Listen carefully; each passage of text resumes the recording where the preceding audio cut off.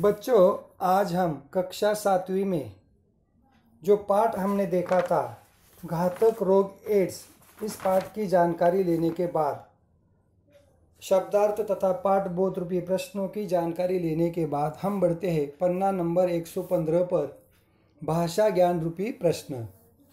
पहला प्रश्न, इन शब्दों के समानार्थक शब्द लिखे।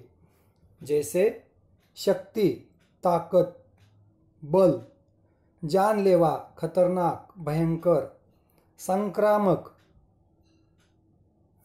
फैलने वाला, समूह संपर्क रोग, उपाय, हल सुलझाना, भयानक, भयंकर, खतरनाक, नुकसानदेह, हानिकारक, गंदी, अस्वच्छ, भार, वजन, पीड़ित, दूषित, बाधित, खून, लहू, ब्लड, रक्त।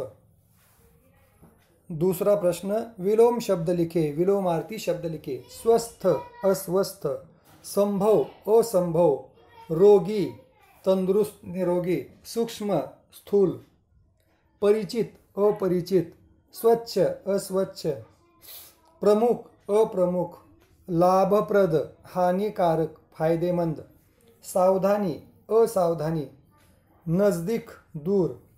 तीसरा प्रश्न, निम्नलिखित वाक्यों में कारकों को रेखांकित कर उनके नाम लिखे। क, यह एक वायरस का नाम है, संबंध कारक। ख, हमारे शरीर के लिए बहुत हानिकारक होता है, संबंध कारक। रोगी से हाथ मिलाने से यह रोग नहीं फैलता, करण कारक। इस खून में HIV वायरस है, अधिकरण कारक। विक्टर बेटा जाकर रामू काका को बुला ला, संप्रदान कारक। आगे पन्ना नंबर 116 पर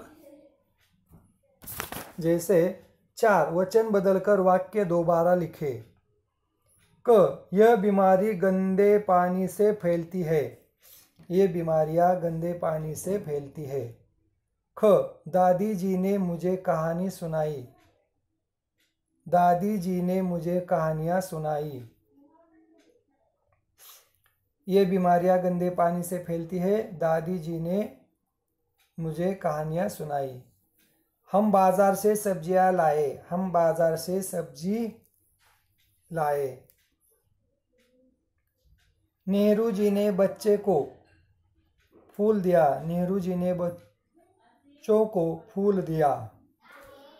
इस तरह से एक वचन का अनेक वचन कर वाक्य हम आसानी से लिख सकते हैं। जैसे ये बीमारियां गंदे पानी से फैलती है, दादी जी ने मुझे कहानियां सुनाई, हम बाजार से सब्जियां लाए, नेहरू जी ने बच्चों को फूल दिया। अब उसके नीचे कुछ करने को।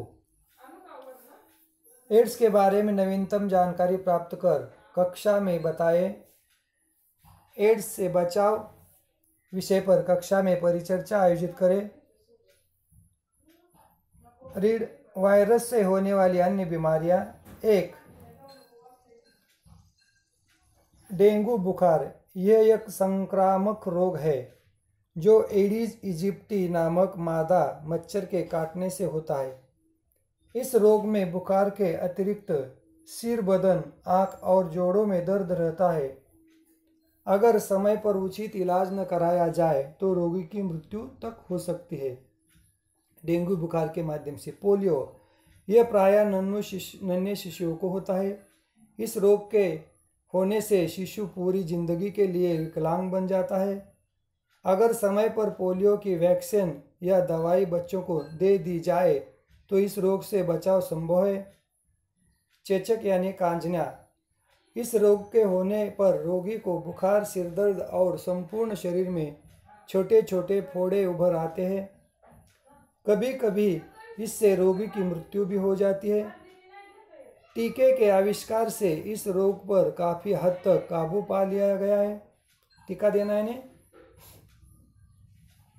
पोलियो देना, इंजेक्शन करना। रेबीज, इस रोग के विषाणु प्रायः संक्रमित कुत्ते में होते हैं, जिसके काटने पर मनुष्य को ये रोग हो जाता है।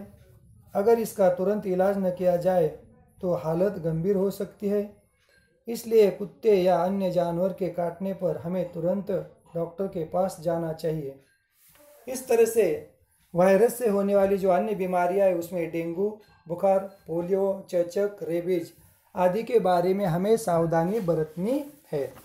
जैसे अन्य लोगों में हम सावधानियां बरतने हैं, जैसे एड्स के बारे में कुछ गलत फहमियाँ थी, क्या सावधानी बरतनी चाहिए, इसकी जानकारी हमने इस पाठ में भी लिया और भाषा ज्ञान रूपी प्रश्नों के माध्यम से भी ली। यहाँ पर रुकते हैं हम। धन्यवाद।